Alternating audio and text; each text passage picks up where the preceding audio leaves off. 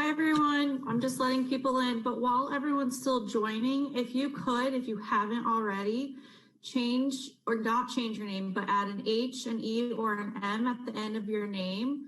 And you can do that by hovering over your picture. There's 3 dots to the top right. If you select that, you can rename yourself and just add those initials at the end so I can do your breakout rooms.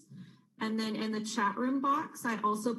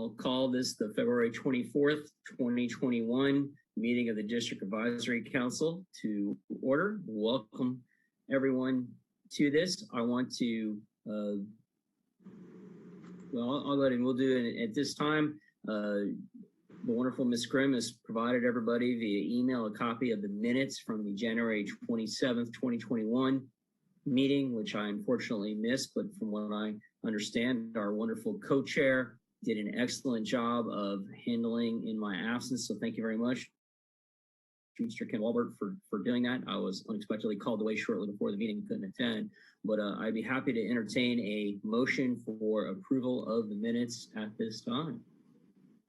Make a motion to approve the minutes. Andy Erickson, Alva School. Okay, and do we have a second? I'll second. And that was? Ken Wilbur. Oh, thank you, Ken. And with all that in mind, does anyone have any objections to an approval of the minutes at this time?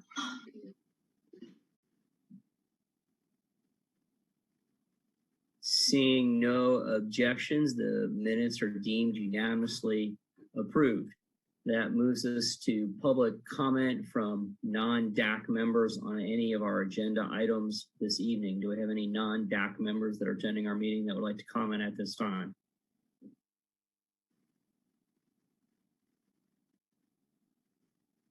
Seeing none, is the wonderful Miss Patrika with us this evening? Yes, I am, Chair Hertz. My comments tonight are going to be brief, and unfortunately for you all, they are going to be repetitive, but I am hoping that in being repetitive, I'm really getting the message across. The first thing I want to say is the feedback from DAC this year has resulted in some immediate actions and immediate changes in the way we deliver instruction or the way we communicate with our parents and our stakeholders, and that has been fantastic. Tonight is going to be a little bit different. The feedback that we're seeking from you tonight is going to have a tremendous positive impact on our elementary school students for years and years and years to come. I'm excited that this District Advisory Council in particular is going to be giving us advice on how to move forward with our student proximity plan, which is what you're going to be hearing about tonight. And it is only for elementary schools. And so the middle and the high school parents might be sitting there thinking, well, why am I here? The teachers might be thinking, why am I here? Other stakeholders who don't have children in elementary school might be thinking, why am I here? Well, you're here because your feedback matters too. You had children in elementary school at one point. You can take a look at these maps. You can provide us with good feedback because you know where your children will be attending middle and high school after elementary school. And finally, if you don't have children at all and you're a stakeholder without children in our system, you are a taxpayer. And while equity and diversity, maintaining equity and diversity in our schools is super important, efficient and appropriate use of taxpayer dollars is also very important. So you can look at it through that lens. So I'm really excited to get into these breakout groups and hear your feedback after you get a presentation from the amazing Adam Malloy. The second item that I'm going to discuss with you again is repetitive. The legislative session starts on Monday.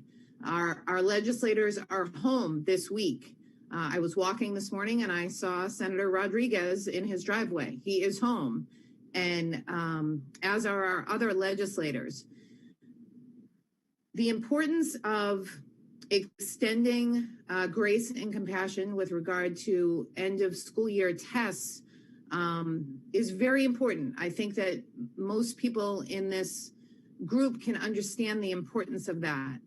Our teachers' value-added model scores or evaluations at the end of the year are based in part on the outcome of those exams, students' ability to graduate, students' ability to progress or be promoted to the next grade are often impacted by the results of these exams. And I don't need to tell any of you the tremendous obstacles that our students, our teachers, our staff have had to overcome since we shut down schools almost a year ago. I think I said this last time, a form email or a form letter is really not effective. Studies show that those form emails are more of a turnoff to our legislators than anything. But personal stories really go a long way. I was speaking with a colleague in another district, and she told me about a third grader. I mentioned the story to the board yesterday. I told them it was a second grader, but it was actually a third grader who was in virtual learning the first semester of the school year. And the school and the teacher and the guidance counselor reached out to the family consistently throughout the first semester of the school year, asking why the student wasn't turning in assignments. And the family assured the school that the assignments were being done.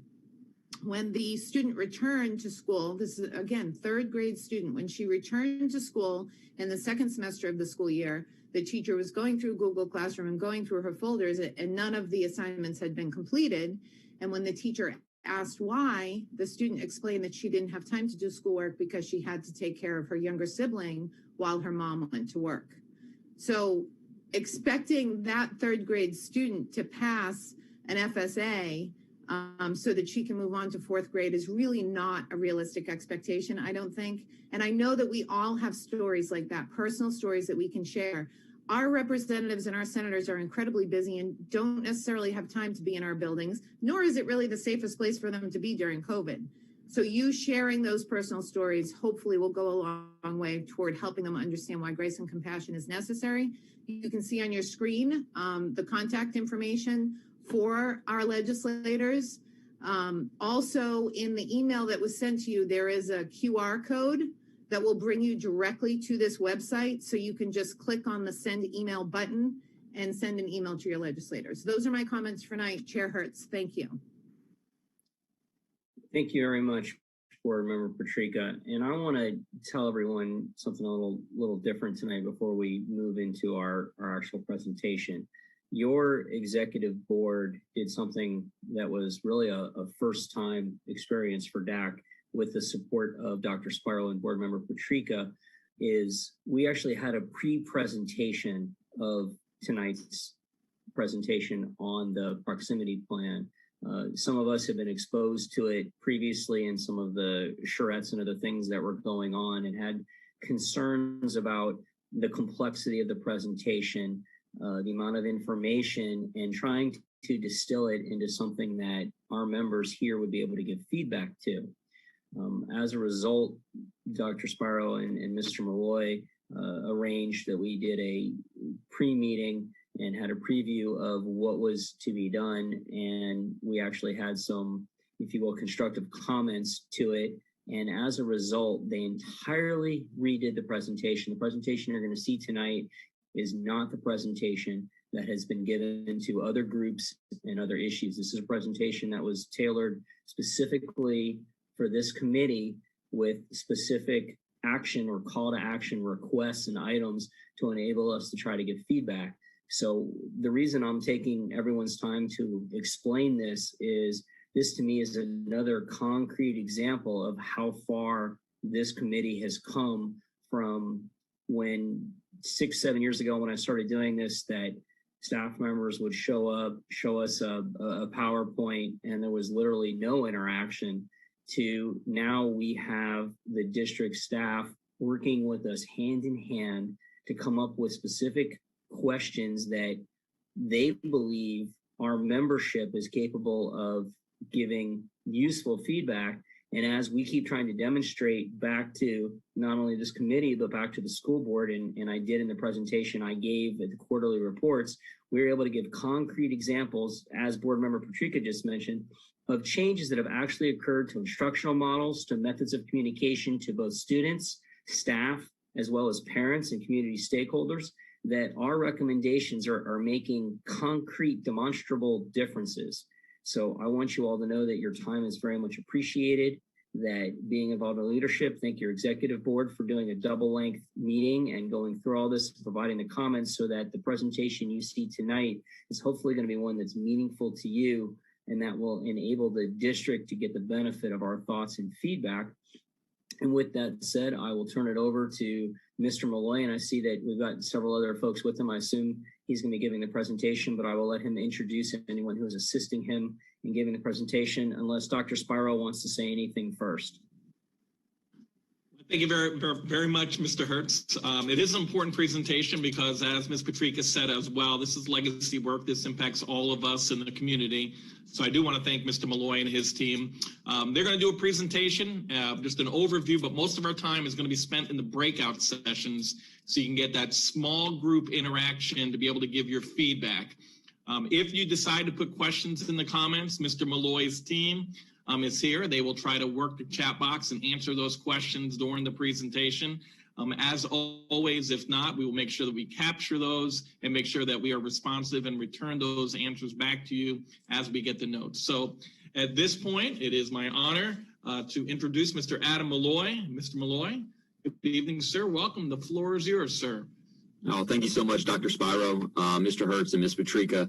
Your introduction of the importance of the plan, very fitting. I greatly appreciate the work and the collaboration that we've had already. I really think that the narrative of the presentation for this new student assignment plan has benefited already from your guys' involvement. I'm very excited, and I'm just one member on a team. So tonight we have Kathy Ebaugh, Executive Director of Operational Planning and Projects. We have Courtney Gordon, GIS Specialist, and Cindy Brizuela, Senior Planner, that will be in with the breakout sessions. They have helped really drive this project as part of the technical working team. I would say that they're like the '92 Dream Team. That's like your Michael Jordan, your Magic Johnson. I'm maybe a John Stockton on there, but they are amazing, and they can certainly answer and help facilitate this conversation. This is a huge systemic change. And bringing it to DAC and to collect targeted and strategic feedback from DAC is extremely necessary. Like Dr. Spiro mentioned, this is legacy work, and we need to make sure that the new student assignment plan improves upon the old one, using history as a guide and using the community as a partner. So I'm going to Larry Bird. Yeah, Larry Bird was, I believe, co-captain there. Clyde Drexler was. Unfortunately, I think he was selected over Isaiah Thomas, but we won't get into that. We're going to get into the proximity plan here. So I'm going to share my screen.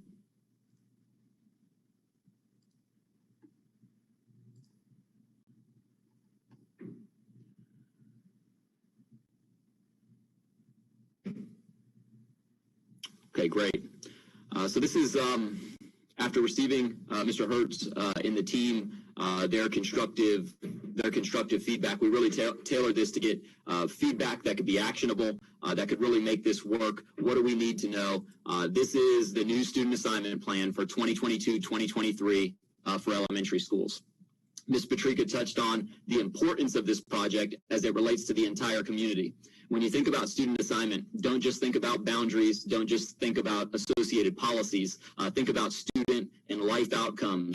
Think about choice, perception, think about academic and school performance. All of those things go into it. I know that DAC is right on board with making sure that they can provide actionable feedback to improve the system. So this one was specifically done with that in mind. We do have some guiding questions that will kind of these will be the overarching themes of the presentation. You know, why do we need a new student assignment plan? Right? What are some of the current issues? What are the benefits of this new elementary school student assignment plan? What can it bring us as a community? All right, what can it bring us as a school district? Where can it bring us? And I think that that's really important to note.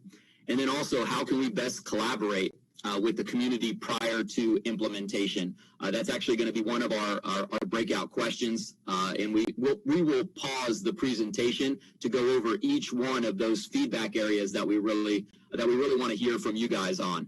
And I think that that's what I'm most excited about tonight and this project in general, is that in order for this to be as strong as possible, in order for this to be an assignment plan that is legacy worthy, we have to do it together. So let's go ahead and talk about, this right here, I think really gets to the heart. We are looking to address some of the community disconnect in our current choice operation for elementary schools. So what you have is you have a map on the left-hand side. These issues 1 and 2, community disconnect and transportation, I think are very apparent when you think about how we are transporting, how we are connecting communities in schools of choice. Right, so all of the dots, aquamarine on the left-hand side, represent students that go to one elementary school, that is Allen Park, and Allen Park is not an exception. You can run these scatter plots for every single elementary school, and our team has, and they are scattered all across the zones and subzones. So we transport by bus or present that opportunity to every one of those aquamarine dots to go to Allen Park. You can see that they are scattered and close to other elementary schools, which really, to me, I think suggests that if we can do this strategically and we can do it with the proper technology and with the operations team and technical working group that we have, what we can do is we can be more strategic with our communities and our schools of choice in those communities to maybe repair some of the disconnect between our neighborhoods and schools. Part of my station here at the district is having conversations with parents about this project and listening to some of their concerns about schools that are in and around their area, and maybe they don't believe that it's a good school or a nice school. Well, our new student assignment plan addresses that head on, and I think that's where I'm excited about where this project is going. Issue number 2 here, you guys can see the transportation inefficiency there. This is a student that is picked up, an elementary school student, at 5:40 in the morning and travels about 105 minutes, 47 miles to get to school, to and from to Edison Park. And again, this is not an exception. You could choose any school in our zones, and you would find this level of transportation to a certain degree. So our current issues with our student assignment plan is we have community disconnect and transportation issues. These are things that we need to address in the new plan. And we're also going to be kind of layering this in for the community feedback part, which we'll get to in just a second. Now, issue number 3 for me is in our team at the district is the promise of Blaylock and equity. So our current choice model has its origins in the county's efforts to gain unitary status, be removed from the federal court order for desegregation. And this is a huge part of what we're doing, is to use our history as a guide to ensure that we are addressing issues that we have in our current plan related to this topic, including the increase in intensely segregated schools and at-risk intensely segregated schools, and you can see those listed there. In just a quick little timeline, that the Blaylock case was filed in 1964. The court approved a 5-year desegregation plan starting in 65, 66. Then from 65 to 1999, when they gain unitary status, there's constant boundary movements, transportation issues, the use of race, extensive busing, which became central in the plan. I saw from a document that I was reviewing that on average in the 1990s, elementary school students changed elementary schools 2 to 3 times.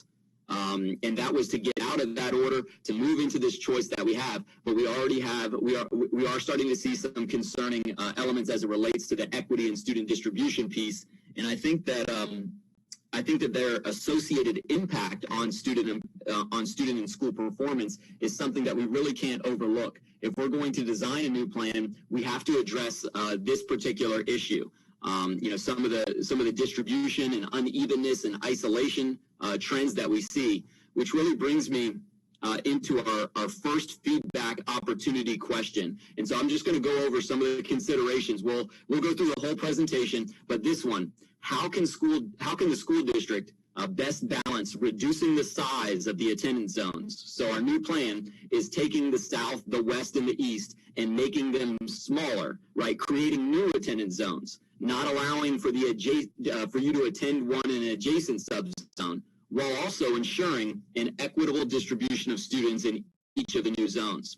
So working with the technical working group, Courtney, Kathy, Cindy, they've done a fantastic job of looking at the data in all of the draft plans and what can be distributed out of that pool in terms of students. It's there. But my question that I want feedback, and our question as a team that we really want feedback, is how can we best balance reducing the size of the zone with ensuring an equitable distribution of students in each of the new zones? So some considerations is our current student assignment plan goals that we have. How can we ensure that we are attempting to reach those? We do have acceptable ranges for certain student demographics. There's no way that we want our new plan to isolate all level 1 Florida, FSA achievement levels, or there's no way we want the new plan to isolate students by socioeconomic level or race. We have diversity as a goal in our current plan, and we want to see that carry on with a little bit more accountability. So I think getting that feedback from you guys is going to be really important, because what are some things to keep in mind as these zones become smaller? How can we best, in an equitable fashion, distribute the students? Now, this new plan is designed to go into effect for the 2022-2023 school year, just for elementary schools. The purpose of the plan is to offer stronger community choices. On average, we have 3 to 4 choices in each one of these school zones. Right? And that goes down from our current plan, where in some subzones you rank up to 16 elementary schools. I know as a father of elementary school children, I had to rank 12, right? No longer in the new plan, 3 to 4 on average, and you would rank those, and then based on the preferences, be assigned to a school. Okay. So this new plan, which really is about stronger community choices, which prioritizes equity, creates smaller zones that can strengthen diversity and the associated impact on student learning and school performance, build community schools of choice, improve transportation efficiency, and then also maintain that choice, which is extremely popular, for our parents and for our communities. You can see on the left the current map for our student assignment plan. You have the west in Cape Coral, you have the east, and then you have the south. And those are the 3 large geographic zones. You can select a school in your subzone that you live in and any adjacent subzone. So like, let's say you live in E2. You rank schools in E1, E2, and E3. There are 16 elementary schools, and you might say, well, they probably don't go to that many schools. Well, we've looked at the neighborhoods, and they are distributing to a large number of schools from a very small condensed area where students live. Right, in draft plan 4, what you guys can see on the right is that we get a little bit more strategic. We create smaller attendance zones. We look at the student pools, and then we say, okay, that they have these 3 to 4 choices. So we're still taking feedback, processing feedback on all of the draft plans. And I think that that's something that's really important to note, because we're still, this feedback and collaboration component is so important. But that's actually draft plan 4 that's up there, and that's taken a lot of community feedback. And in fact, we've processed every single one of the public input forms that have been done online. We've taken those to the technical working group and gone one by one and had them take a look at it. Do we need to move a boundary? Do we need to move this? And we're still in that phase. So I would encourage, if you can, to encourage people to really engage those maps and to engage those boundaries. The process, and this really where, the all-stars that are with me on this call come in. This is working with our consultant group, Davis Demographics, with operations, with Courtney, Cindy, and Kathy, really looking at this from a data-driven decision-making process, right? This isn't laying out a map and drawing lines, right? This is layering student data, community data, residential data to do this the right way and to make sure that it's sustainable, right? Looking at growth patterns and projecting it 5, 10, 15 years out. We've examined every draft plan's student pool data to ensure that there's a level of diversity, right? Now, the pool data doesn't mean the assignments, because those would be based on choice and preferences. And that's one thing for the breakout groups to consider, is maybe something that really tailors those choices to get an equitable distribution, right? Now, in terms of policies and programs, on the district side, we are working around the clock really to develop these accompanying policies, right? So one of the feedback or one of the questions that's coming up next is on grandfathering. So if you think about a new student assignment plan going from very large geographic to very small, there's going to be displacement. What do we do with the assigned students that are now living outside of their zone? What opportunities do we present? Right? Is it full-scale grandfathering, full-scale transportation? What does that mean in terms of capacity? What does that mean in terms of phased implementation? And I think that's one of the areas that I think you guys can really help us on, is taking a look at some of the different perspectives and lenses as it relates to grandfathering, but also accompanying academic programming and lottery mechanisms. Those are all things that we are working on at the district. We have a policy implementation team that's starting their meeting soon with work being compiled from across departments. So I kind of foreshadowed the second breakout opportunity here, the feedback opportunity. What is the most effective grandfather policy for current future students displaced in the new zones, right? Things to think about. Capacity. Do we have enough seats if somebody in the new zone living in there wants to go to a school that is closer to them, right? Equity. If we're going to not provide transportation in the grandfather option, is that equitable? Meaning that, are we only allowing resource parents to take advantage of the grandfather policy? What does it mean in terms of siblings and trailing siblings? And then transportation. Will the district provide transportation? You know, from my perspective, which is a little bit different because I'm dealing with parents and community groups, they really are so protective about their current assignment, which makes sense. You know, I am too. I really value my choice and my selection and my assignment. But you have to force yourself to look beyond that this is a system change that requires vision beyond just, my family, my situation, my school. And so I really look forward to this one. You know, how does DAC really see the grandfather policy operating? What do they see as the best case scenario in terms of a phased approach, a Band-Aid kind of rip it off type of approach? And looking at similar districts and best practices is hard because, Lee County is an extremely large district with a large number of choices. A lot of districts, when they change boundaries, they just change the boundaries, change the assignment. And I don't think that, I think that we need to be very conscious that the assignment and the connection in our current schools, even if displaced, has to be done in a very sophisticated and caring manner. The project timeline, we are currently taking feedback from the community on the 4 draft plans. They're up on the website. We're hoping in April to bring back some final boundaries presented to the public. And then in July of this year, the final boundary plan and policies presented to the school board. And then in the fall of 2022-2023, implementing the new student assignment plan for elementary schools, starting something that we think can really set a legacy for us at the district. So we're excited about that.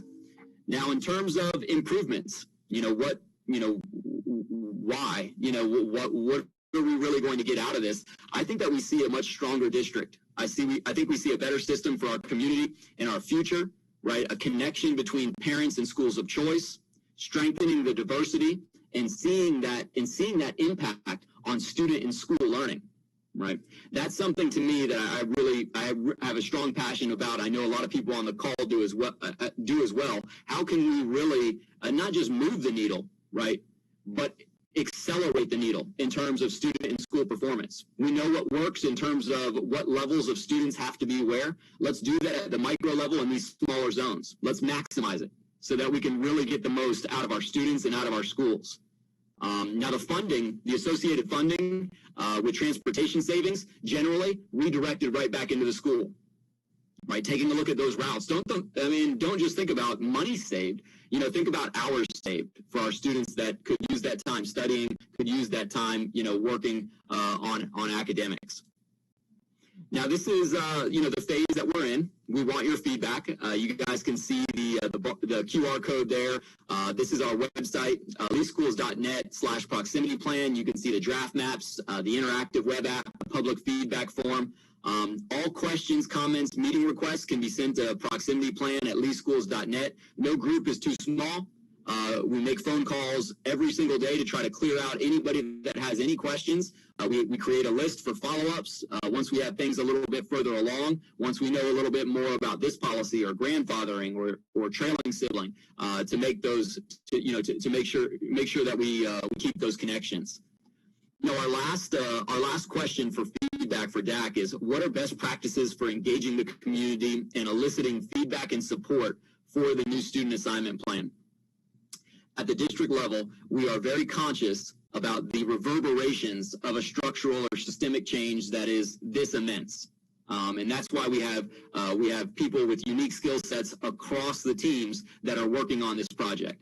I'm not just a car salesman for student assignment plans, but I've spent the last 9 years of my entire life studying student assignment plans, right, and how they can impact, student and school performance. And taking a look at districts like ours and analyzing the data and looking at the demographics and saying, wait a second, our system can be greatly improved. And that's where Davis, that's where our operations team, that's where our technical working group, that's where academics, and all of the different composite parts of this organization come into play. So just to review before we break out, one, how can the school district best balance smaller zones, right, with ensuring an equitable distribution of students? Is it academic programming? Is it, doing the lottery mechanism with the plan goals? Is it setting a certain criteria? Is it reserving seats?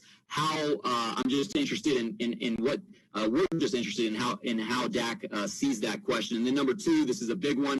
What does DAC think is the most effective grandfather policy for current future students displaced in the new zones? Some considerations: capacity, equity, siblings, transportation.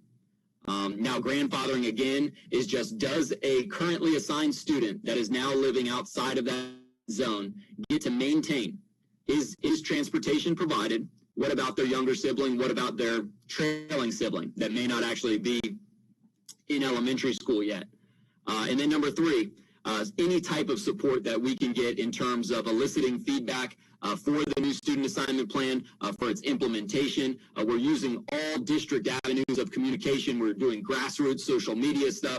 We're really trying to do individual one-by-ones, but we have a new student assignment plan. We could really use DAC's feedback on this. We hope that DAC's feedback can shape the course and the narrative of this new student assignment plan. So I thank you for your time and for listening. I'm excited to just take notes and hear your feedback. Again, the team that is with us here is far more talented and skillful as it relates to the project than myself. So again, Kathy Ebaugh, Courtney Gordon, and Sydney Brizuela, I appreciate you guys being on, and thank you for allowing me to go through this. I'm excited to hear the feedback. So thank you so much, Dr. Spiro, Ms. Patrica, and Mr. Hertz. Thank you very much, Adam. And Adam, I know Gordon is working the chat box right now, answering some of the questions that are in there. And so as we get ready to transition into our breakout rooms, if you put a question in the chat box and it doesn't get answered in your breakout room, circle back around when you come back and we'll make sure that we get it answered for you.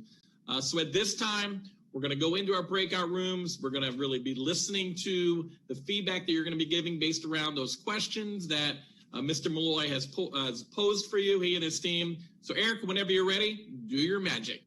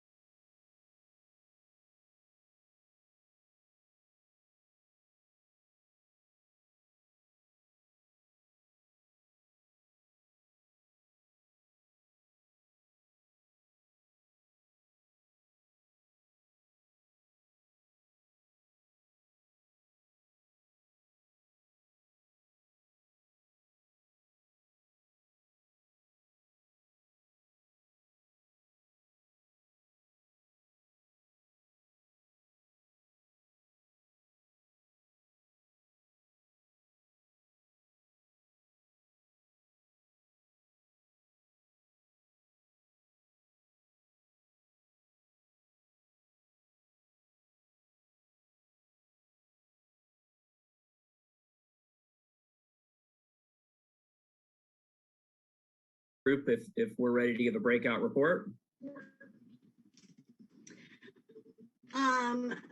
So yes, I think our group was really productive.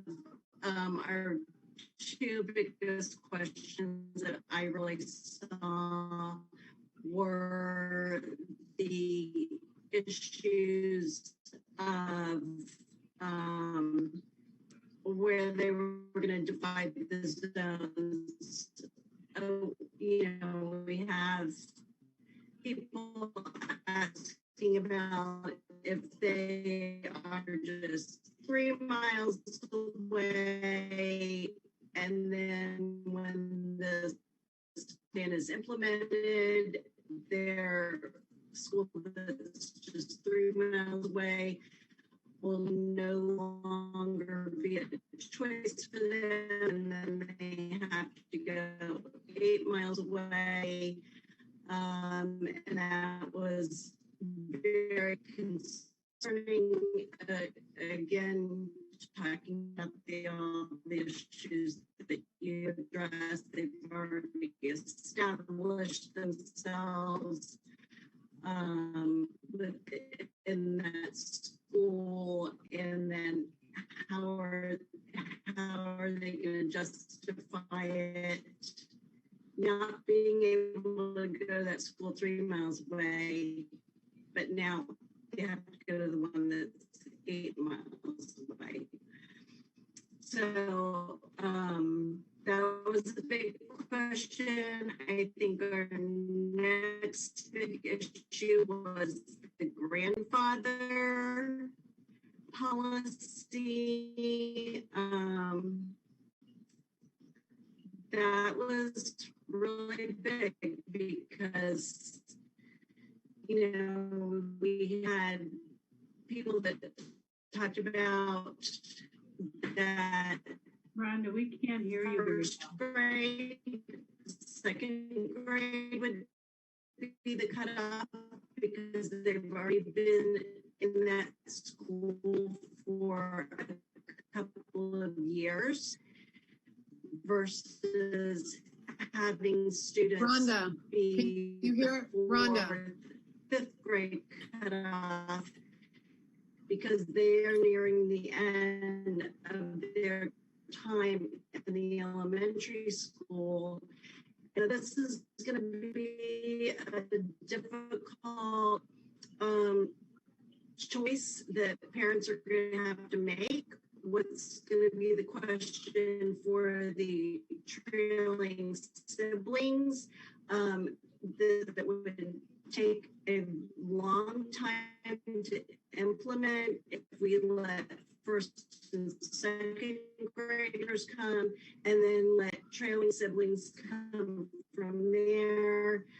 So that was a question of the time. And my question about that was, with the technology of how you're able to analyze data, what kind of numbers do you think that we're talking about? If we do it the first, second grade, what kind of big group are you going to have from first, second grade versus 4th, 5th grade? And do you have a time? I have an unstable internet connection, so I'm sorry. I hope you heard at least what I said. I'll just make it brief because I don't think you can hear me well. All right, thank you, Rhonda. I think we got most of it. Why don't we move on to the middle school breakout? Can you hear me? Wait, hold on. There's actually 2 elementary breakouts. So you're correct. I forgot that it was split tonight. No, thank you very much for reminding me. Let's do the other one. My apologies. Thank you for reminding me that we were split. My pleasure. We did actually have Adam into our group. Okay, so if you can hear me. I'm hoping he's already received our notes. And truthfully, I probably didn't take as great of notes as I had hoped because I was so engaged in the conversation. But just as like a very quick breakdown, we did state that we had quite a few questions. Can everybody hear me okay? Can I get a thumbs up? Because I'm looking at people. Okay, great. Thank you. So in terms of the questions about equity and diversity and so forth, and keeping that with the smaller school sizes, we really felt like we couldn't give great feedback on that just yet because we didn't know what those numbers looked like currently and how they would be redistributed in terms of diversity. However, we do currently feel, or there was lots of concerns about how ESD kids could be receiving more services with the smaller zones. IEPs will be handled, gifted programs will be handled by having these smaller zones because they're not at every school already, and making sure that those populations that need those special services are actually receiving and have access to those services. There were also questions about the areas that had been originally created as magnet schools because they were already struggling with their current population zone, if you will, and so they were transferred into magnet schools, and how we can keep that from resurfacing as a problem again. For grandfathering policies, we are split. Some people do feel very strongly about having some sort of grandfathering policy. Some people also recognize that there are community, if the point is to build community, the quicker we can get these communities reshaped will be also helpful. But I think that it's really the best point to come from that was remembering that we are talking about humans here and individuals and not just numbers. And there will be families who have lived in these areas and may have be on their third or fourth child in the school and have been in that school for 10 plus years and have built their communities there. And we're dealing with people. And so that needs to be brought to the forefront and really kept in the back of our heads.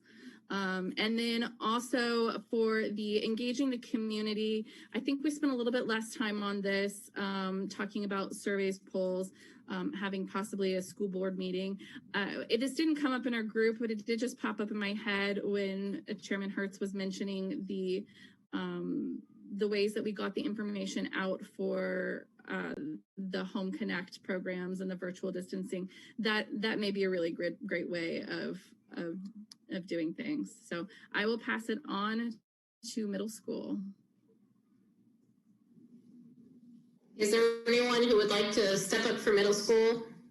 Otherwise, I will do it. Justine's on here, and Justine usually takes great notes. Awesome.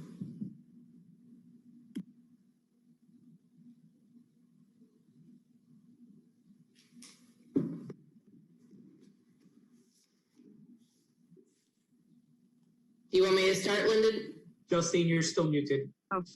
Oh, I'm so sorry. I was trying to say that thank you. I do usually love to take great notes, but I was driving my children around Timbuktu for most of this meeting, so I was unable to take them. So if you wouldn't mind doing it this time, that'd be wonderful.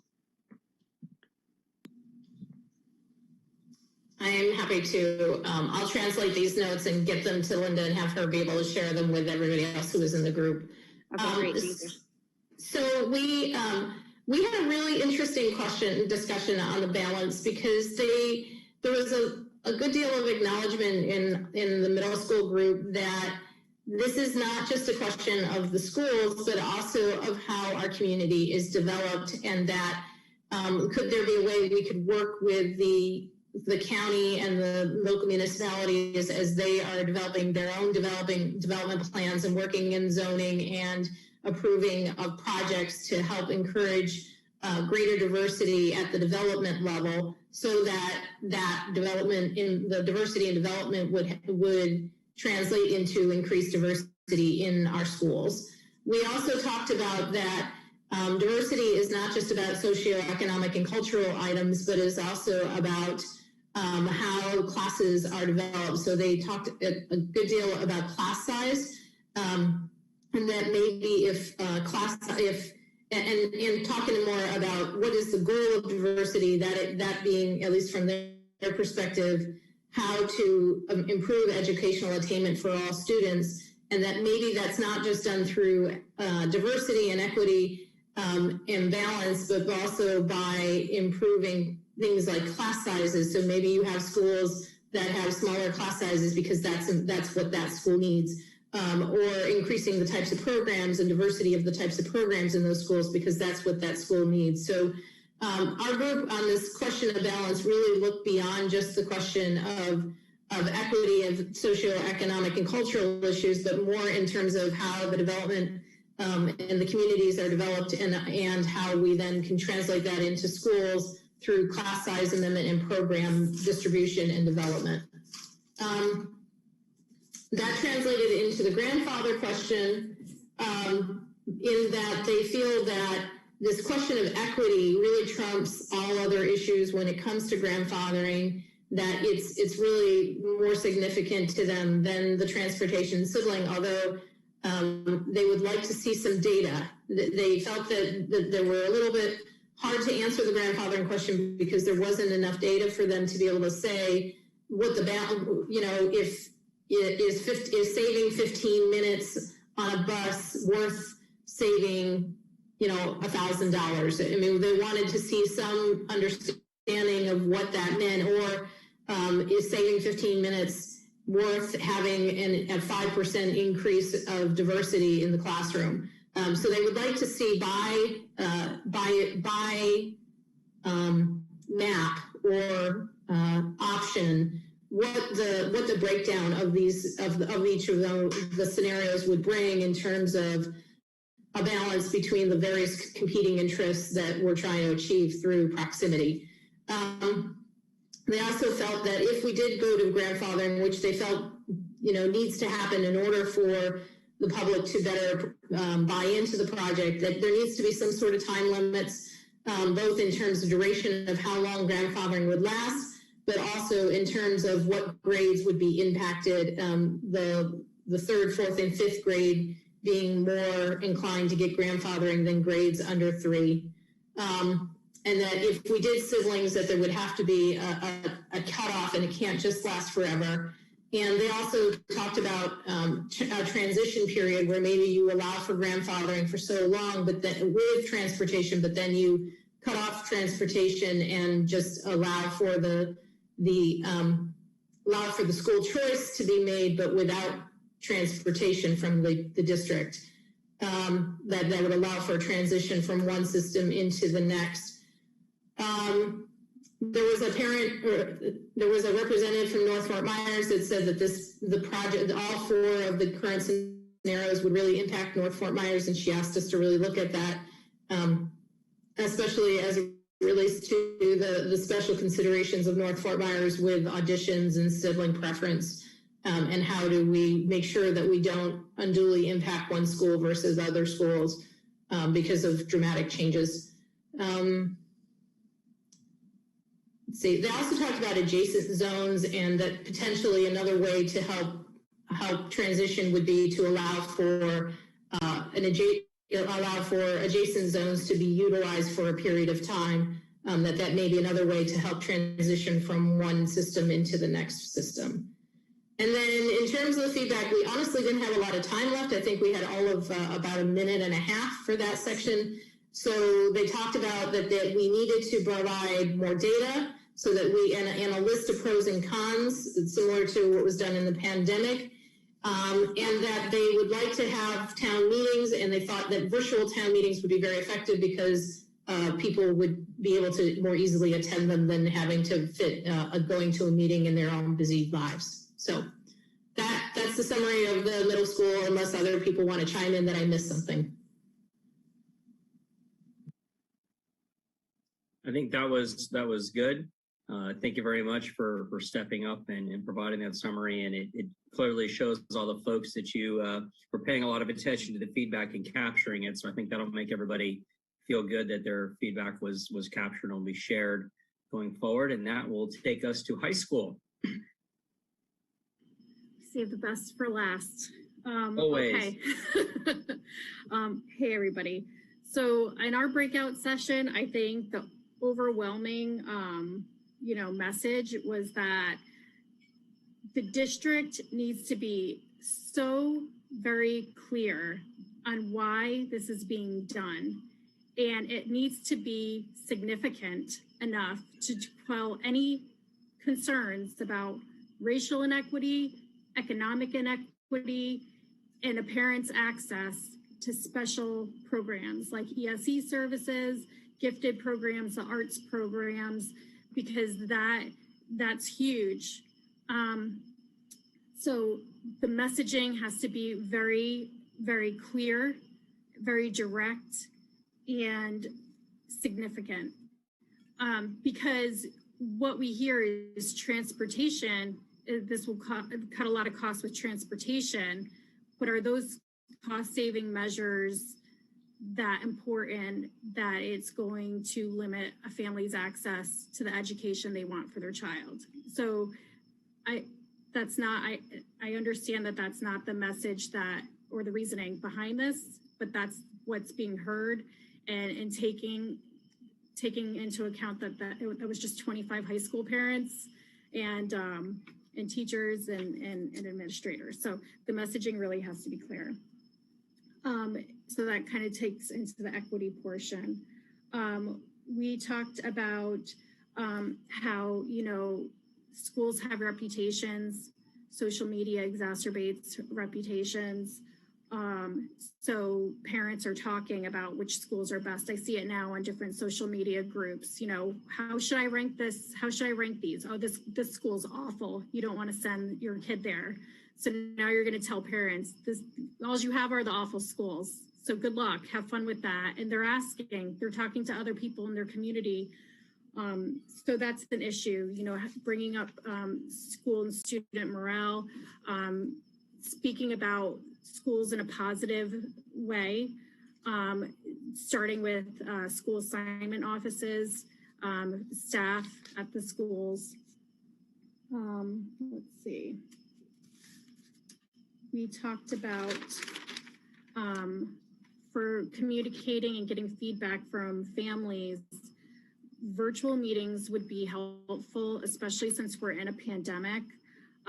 We did hear that you had Spanish and Haitian Creole translators at the 4 in-person meetings, which is great, but that they weren't, the attendance wasn't probably what you wanted.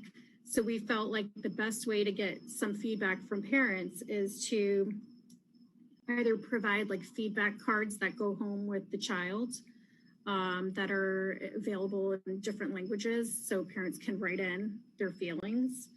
But also, DeShonda had a great idea, which is send a feedback form with the kids' report cards, because the parents are going to open up those letters unless the kids try to hide it. My middle schooler does that, but the parents will open up the letters, and then perhaps you'll get some feedback, whether it links to a survey or whether it gives them an option to fill something out. The talking points and the communication has to be very, very clear. And it's important that it's personalized. So if you're sending these letters to the West Zone, say, if we change to Plan A, these will be your schools. If we change to Plan B, these will be your schools. So that parents are invested in it, because they're really saying, oh, wait, okay, these are my schools, and my kid goes to this school, and I want my younger one to go to this school, so I don't like this plan. I think you'll get more feedback that way. There also needs to be a major media campaign, which involves the news press and all the local media, Spanish language news media outlets, and in the community. As far as grandfathering the process, you know, we didn't really have a clear recommendation, except that it really does need to be phased out at some point, maybe 3 years, maybe 5 years. How long does it go? I mean, we really don't have the recommendations, but at some point, you know, it does need to be phased out. But in the meantime, we also have to figure out how this impacts families that move quite a bit, but they move within the same area. If they move like 3 streets over and then they're in a different subzone, how does this impact their life? And what would be the waiver process? So all of these things need to be taken into consideration.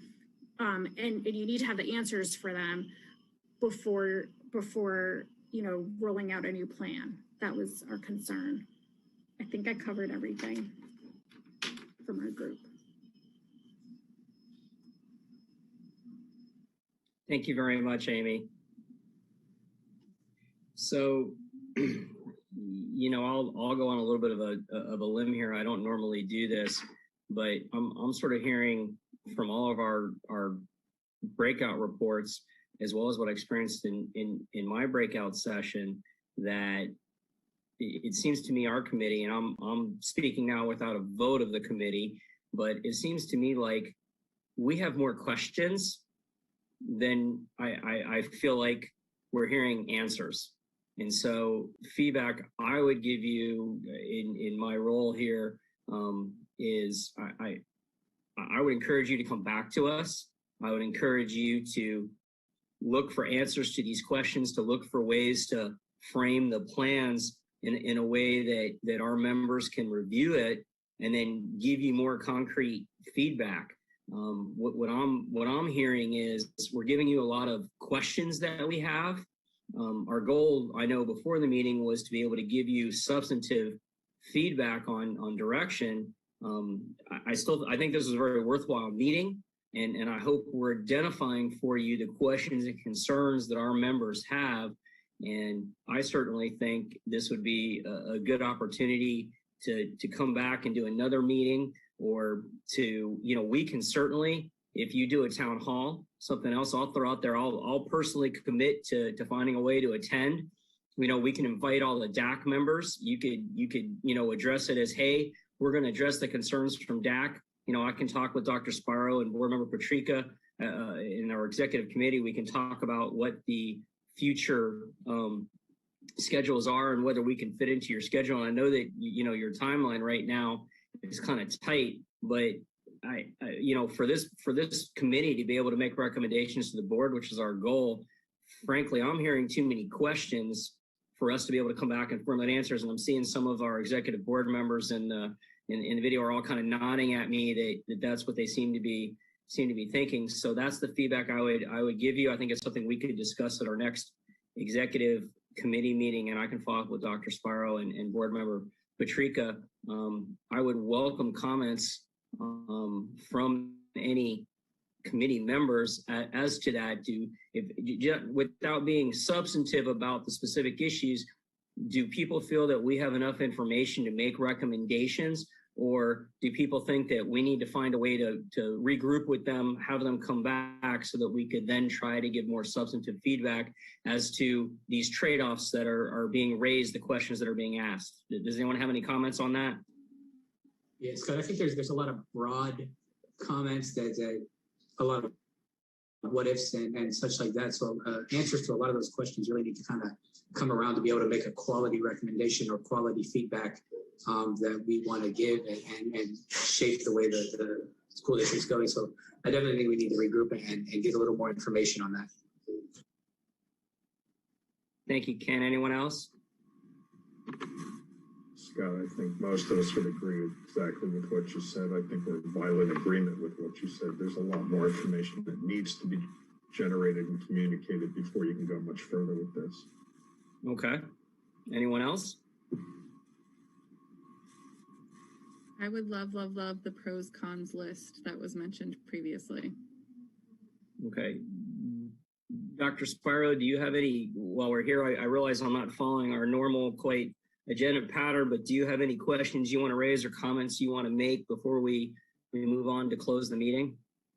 No, I mean, I have no recommendations other than the feedback is what we were looking for, though what I hear is there are a lot of questions, right? So that's feedback in itself. And so that is the feedback, that Mr. Malloy and his team will bring back to their larger team member. They're just a members of a larger team. And so what I'm hearing from you is we can't make any recommendations at this time as a DAC because we have more questions than we have answers to be able to share tonight. And so really, I believe that'll be the feedback that we'll bring forward.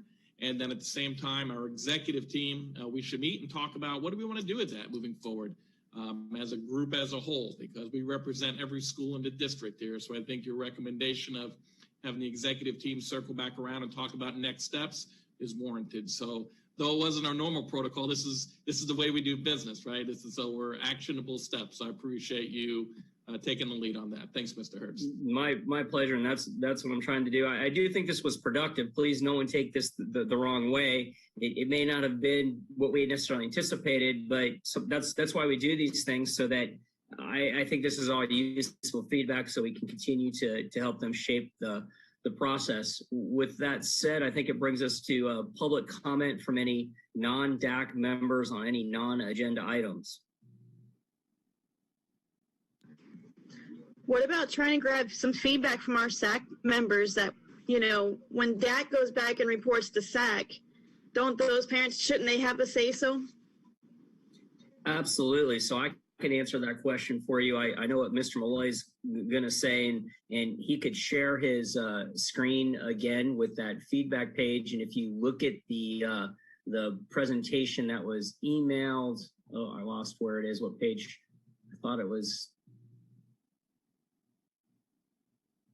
They're sharing it. It is the 12th page of the presentation, has both the email and the website for that. So I would encourage everyone to share the proximity plan at leeschools.net. There it is, perfect. I would encourage everyone at the SAC to share that email as well as the website. Certainly, if folks gather information, if you email Ms. Grimm with that as well, in terms of it being specific to DAC, if you email to Ms. Grimm that we have that type of thing, look, your executive board, I will tell you that we did an extra meeting. We did a 2-hour meeting. Mr. Malloy will tell you that it was quite detailed. We went through the plan. I assure you what we saw tonight is quite different than what we saw that day. We've kind of anticipated what's going on as we all learn to work together. And so we made a lot of progress. And I think what we've done for them is identify a lot of these questions that we have. And now I think we need to move towards getting the answers. But the answers to taking it to your SAC, absolutely, that's what this is all about. And if you gather that, if you want to bring it back, you can do that, or you can direct your SAC members to provide it directly to what was shared on the screen there. And I think certainly we're still in the good of the order. Our meetings used to go to 8 o'clock. I'm not in a particular hurry. Dr. Sparrow, I know, and his members, if people want to have more feedback or give us more feedback, we can certainly continue the good of the order section to solicit any other feedback, questions, or issues related to the topic of the evening, if anyone wants to share those at this time. Mr. Hertz, to the point about the SAC, we're available for any individual school presentation to discuss kind of where we are with the plan and generate and get that connection and feedback. Connection has been made, I believe, with all elementary school principals, and we're scheduled with over half of them are already have been completed just on the plan alone. So, if please go back and see when is the next meeting. Can we get this on, even if it's just for me hopping on for a second? Any sort of connection relative to getting feedback about the plan and getting a connection with the plan, I think is important. So yes, it's not. We want to be very connected with all of the schools. Great, and again, I want to remind everybody, your comments in the chat too. Dr. Sparrow and Ms. Grimm definitely review all of those. It'll all be available to Mr. Malloy and his team as well. So the question that you're asking, as well as what they've gathered and put together, will be things that we'll certainly be following up with Dr. Sparrow for us to get answers to those questions, as well as I can imagine by the feedback they've already gotten from Board Member Patrica at our executive meeting that they'll be getting some more feedback from Board Member Patrica about looking for the answers to these questions, because I know that's one of her primary concerns, along with the other board members, is making sure that everyone understands where we're going and what these trade-offs are and what we're trying to accomplish. Do we have any other comments for good of the order on this issue? I have a comment for the good of the order, if you can hear me. Yes, I was ma'am. fortunate enough to have Mr. Malloy in, or I think it's his name, right, in our meeting. And one thing, I understand where he's coming from in saying that one of our concerns is, okay, well, you can't have an autism cluster, an IB program, an arts program, and a full-time gifted program all in every single one of these small groups in 3 to 4 schools. That's the reality. Okay. And I think that, to me, that feeds into that discussion of the pros and cons for the different plans. So I think the district obviously has to offer those services, and they have to find a way to help us understand what the advantages or disadvantages are, or pros and cons of the ways they have to offer those services in their different plans. And then folks like us can give them feedback as to which are the trade-offs that we think are the best set to take, or even, hey, can you get rid of plan C and combine plans A and B? We think that would be great. Stuff like that is where I think we can help them. So that's a great comment. Any other comments or questions?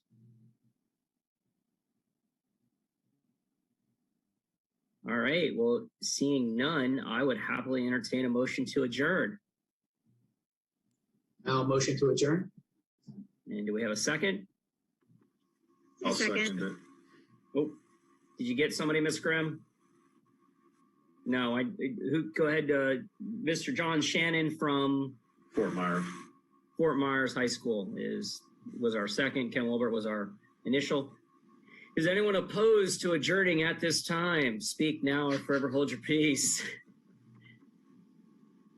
Seeing none, this meeting before I adjourn, let me tell you, our next meeting is March 31st, is our next meeting of this year.